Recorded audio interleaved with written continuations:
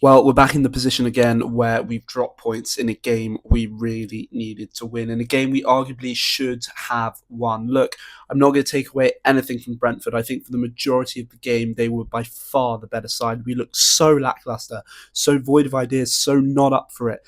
And it really starts to feel as though the pressure's beginning to get to us, which is really not a good sign with this team. We're still 4 points clear.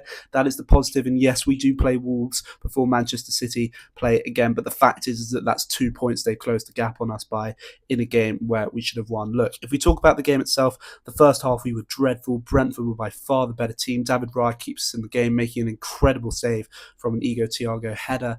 And nothing really happened. We come out for the second half. Odegaard comes on for Eze, who I'm sorry needs to get his act together because he has been dreadful recently, and that is showing up consistently. He really wasn't good last night. Odegaard comes on. Suddenly the pace is there, the flow is there. We're creating chances. We're probing.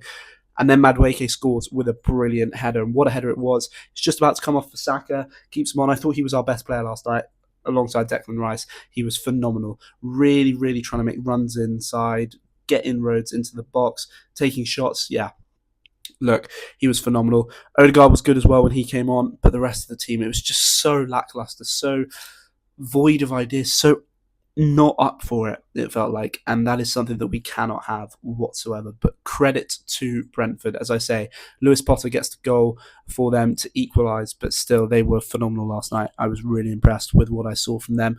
Look, we've got to turn it around. We've got Wigan in the Cup on Sunday before we travel to Molineux next Wednesday, and that is a massive game now. We have to go there and get 3 points. Nothing else is acceptable because we could have a 7 point gap before Manchester City play again in the Premier League. But look, that was poor, really, really poor, unacceptable, and it needed to be 3 points, and it wasn't. And this team better get their buck together.